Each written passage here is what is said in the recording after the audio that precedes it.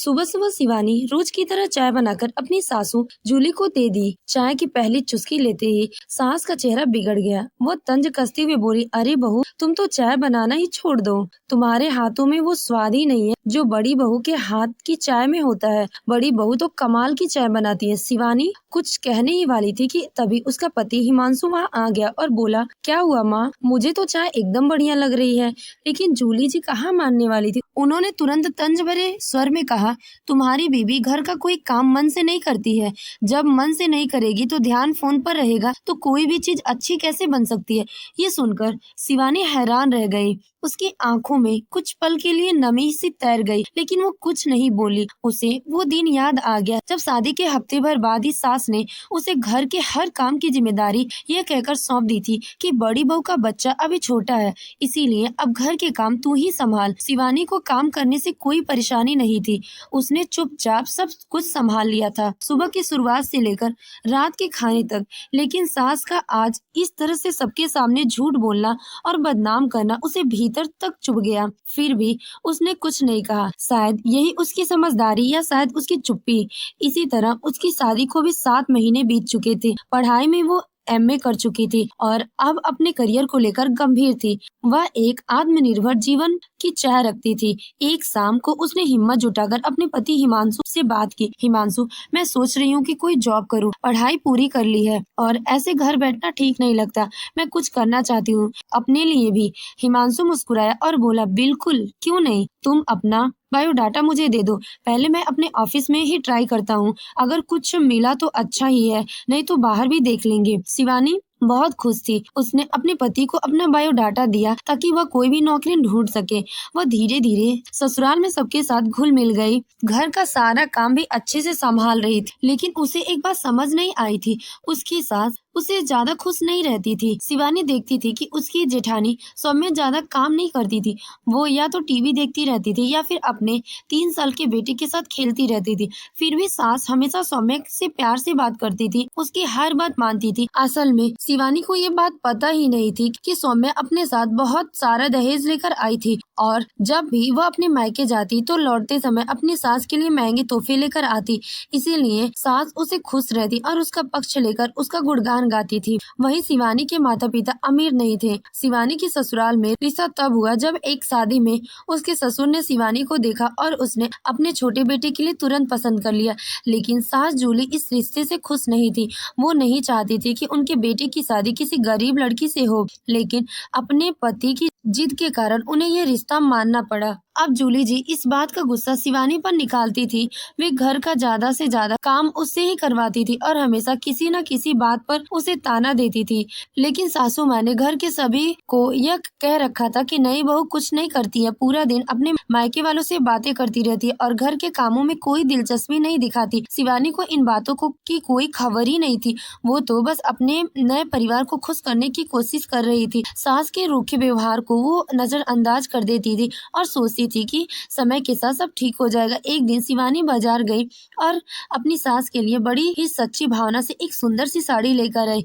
वो मन ही मन खुश थी कि शायद इस तोहफे से सासू माँ का दिल पिघल जाए और वो उसे थोड़ा सा प्यार से पेश आए। जब वो साड़ी देने के लिए सास के कमरे में पहुंची तो देखा कि सास किसी से फोन पर बात कर रही थी। शिवानी वापस मुड़ने लगी, तभी उसने अपने नाम का जिक्र सुना और उसके कदम वहीं रुक गए। जूली जी कह रही थी कि छोटी बहू तो बस मेरे बेटे से प्यार जताने के लिए कमरे में छिपी रहती है। अरे उसे तो किसी और से कोई मतलब ही नहीं है, ना कोई काम करती है, ना किसी ढंग से बात करती है, बस पूरा दिन अपने कमरे में पड़ी रहती है। ये सुनकर शिवानी के पैरों तले जमीन खिसक गई। सासू माँ की बातें सुनकर उसका दिल बैठ गया। हाथ में पकड़ी साड़ी अब भारी लगने लगी। उसने तो इस घर को अपना मान लिया था।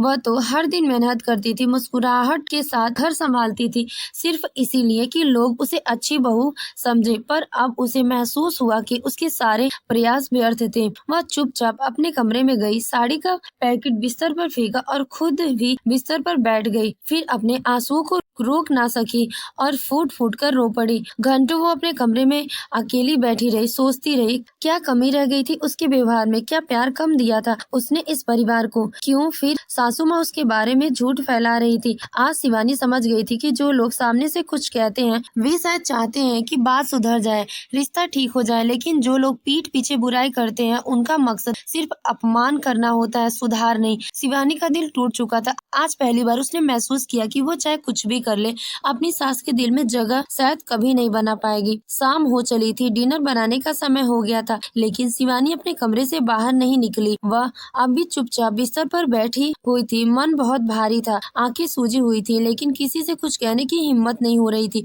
इधर रसोई में सासू माँ बैठी थी। उन्होंने देखा कि शिवानी अब तक नहीं आई तो अपनी बड़ी बहू सौम्या से कहने लगी कि बड़ी बहू जरा देखो तो महारानी को कब से कमरे में घुसी पड़ी है, बाहर ही नहीं निकल रही है। खाना कौन बनाएगा, जाकर बोलो उसे कि डिनर का वक्त हो गया। लगता है दोपहर के खाने के बाद से ही नींद मारने लगी है। सास की ये बात सुनकर सौम्या मुस्कुरा दी और तंज कसते हुए बोली, मम्मी जी वो तो है ही कामचोर, अगर हम लोग कुछ ना कहें तो वह तो घर का एक काम भी ना करे।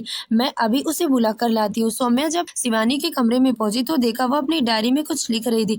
जेठानी को सामने देखा शिवानी ने झट से डायरी बंद करके एक तरफ रख दी। सौम्या ने तिरस्कार भरे लहजे में कहा, ये क्या देवरानी जी, यहाँ आप बैठकर पढ़ाई लिखाई कर रही हैं? अब पढ़ाई का समय नहीं रहा, अब तो रसोई में जाकर रोटियां सेकने का समय है। मम्मी जी बहुत नाराज हो रही हैं, रात का खाना कौन बनाएगा?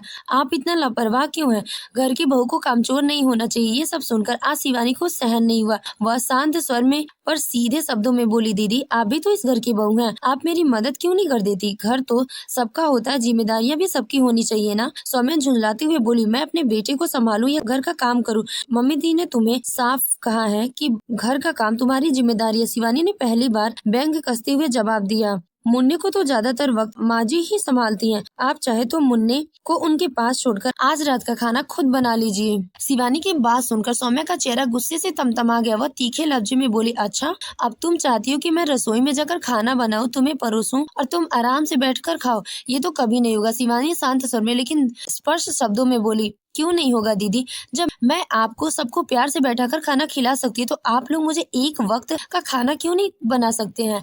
आज मेरा मन नहीं है रसोई में जाने का, आज मैं खाना नहीं बनाऊंगी। सौम्या को जैसे ही उसकी बात पर यकीन ही नहीं हुआ, वह गुस्से से भरी हुई पैर पटकती हुई कमरे से बाहर चली आई और सीधे जाकर अपनी सास से शिकायत कर दी, मम्मी जी आपकी बहू रानी आज खाना बनाने के मूड में नहीं है, जरा जाकर समझाइए उन्हें। सौम्या की बात सुनकर जूली जी भड़क गई और बिना देर किए शिवानी के कमरे में पहुंच गए। उन्होंने दरवाजा खोलते ही तेज आवाज में पूछा, ये क्या सुन रही हूँ मैं, तुम खाना नहीं बनाओगी? शिवानी ने एकदम ठंडे लेकिन दृढ़ स्वर में जवाब दिया, जी हाँ माँ जी, आज मैं खाना नहीं बनाऊंगी, आप दीदी से कह दीजिए आज खाना वही बना ले। जूली का चेहरा गुस्से से लाल हो गया। वह तीखे शब्दों में बोली, तो तुम क्या करोगी पूरे दिन? यूं ही कमरे में पड़ी रहोगी? सच कहूँ तो तुम्हें एक भी गुण नहीं है जो एक अच्छी बहू में होना चाहिए। शिवानी ने इस बार खुद को रोक नहीं पाई। उसने मजबूत और साफ शब्दों में कहा, मम्मी जी आपने बिल्कुल सही कहा, ना मैं इस घर की बहू बनने लायक हूँ और ना ही कोई काम करती हूँ। मैं तो दिन भर अपने कमरे में छुपी रहती हूँ ना। जूली जी ये सुनकर कुछ पल के लिए चुप हो गए। उन्होंने हैरानी से पूछा, बहू ये तुम क्या कह रही हो? शिवानी ने गहरी सांस लेकर शांत लेकिन ठोस लहजे में जवाब दिया, जब मैं दिन भर मेहनत करने के बाद भी आपके लिए कामचोर लगती हूँ तो फिर यही सही, अब से मैं सुबह का नाश्ता तो बना दूंगी, लेकिन दोपहर का खाना मुझे दीदी की मदद चाहिए होगी और रात का खाना अकेले नहीं बनाऊंगी। मैं अब और बेवकूफ नहीं बनूंगी जो आपको खुश रखने के लिए खुद को थकाती रहती हूँ और फिर आज बाहर सबके सामने मेरी बुराई करती कि मैं कोई काम ही नहीं करती। शिवानी की ये बात सुनकर जूली जी बिल्कुल चुप हो गई। उन्हें समझ नहीं आया कि क्या कहें। वो गुस्से से कमरे से निकल गई और जोर जोर से चिल्लाने लगी, हे भगवान देखो नई बहू मुझसे कैसे जुबान लड़ाने लगी है। अब तो ये कह रही है कि घर का कोई काम नहीं करेगी। उसी वक्त उसके पति सुभाष जी वहाँ आ गए। उन्होंने स्थिति समझाते हुए ठंडे दिमाग से कहा, इतना गुस्सा क्यों कर रही हो? तुम्हें ही तो सबसे शिकायत रहती है कि छोटी बहू कोई काम नहीं करती है। अब जब वो कह रही है कि थोड़ा काम बांट लो तो चिल्ला क्यों रही हो? जब अब तक उसे झेल रही थी तो अब भी झेल लो। सुभाष जी ने जूली जी की ओर देखते हुए एक गहरी आवाज में कहा, मैं खुद कई बार तुम्हारे मुंह से सुना हूँ, तुम लोगों से छोटी बहू की शिकायत करती हो। मैंने तुम्हें कितनी बार समझाया कि बहू की झूठी शिकायत मत किया करो, लेकिन तुमने कभी मेरी बात नहीं मानी। अच्छा हुआ जो आज बहू ने खुद ही के लिए आवाज उठाई। अब शायद तुम्हें भी समझ आ जाए। जूली जी कुछ नहीं बोली। थोड़ी देर बाद उन्होंने बहू सौम्या से कहा, बहू आज डिनर तुम ही बना लो, नहीं तो सबका भूखा रहना पड़ेगा। सौम्या ने थोड़ा मुंह बनाया, लेकिन चुपचाप रसोई की तरफ चली गई, क्योंकि उसे पता था कि ऑफिस से आने के बाद उसके पति को भूख लगी होगी। सुभाष जी ने अपने पोते मुन्ने को गोद में ले लिया और खेलने लगे ताकि सौम्या को परेशानी न हो। सौम्या रसोई में गुस्से से बर्तन पटकते हुए काम कर रही थी। आवाज इतनी तेज थी कि जूली जी से रहा नहीं गया। वहाँ भी रसोई में चली गई और सौम्या की मदद करने लगी। रसोई में खाना बनाते हुए जूली जी ने सौम्या से कहा, तू चिंता मत कर, हिमांशु आएगा ना तो मैं उससे उसकी बीवी की शिकायत कर दूंगी, तब जाकर उसे समझ आएगा कि बड़ों से कैसे बात की जाती है। थोड़ी देर बाद हिमांशु ऑफिस से घर लौटा। डिनर टेबल पर सब चुपचाप बैठे थे। माहौल थोड़ा भारी था, लेकिन जैसे ही डिनर खत्म हुआ और जूली जी ने शिवानी की शिकायत करने के लिए मुंह खोला, उससे पहले ही हिमांशु मुस्कुराते हुए आवाज लगाई, शिवानी जरा इधर आना, तुम्हारे लिए एक सरप्राइज है। शिवानी थोड़ा हैरान हो गई, लेकिन धीरे धीरे चलकर हिमांशु के पास आई। हिमांशु ने आगे कहा, अभी थोड़ी देर पहले मेरे बॉस का फोन आया था। उन्होंने कहा कि ऑफिस में एक नई वैकेंसी आई है और तुम्हारा रिज्यूम उन्हें बहुत पसंद आया। शिवानी तुम्हें याद है ना, तुमने कहा था कि तुम जॉब करना चाहती हूँ।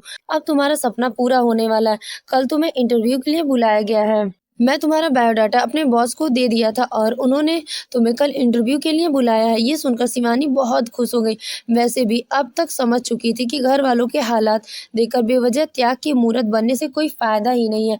जूली जी थोड़ी सकपकाई और बहू का चेहरा देखने लगी। तभी हिमांशु बोले, मम्मी आप तो हमेशा कहती थी ना कि कोई काम नहीं करती, तो मैं सोचा कि अगर ये भी जॉब कर लेगी तो घर के खर्चे में थोड़ी मदद हो जाएगी।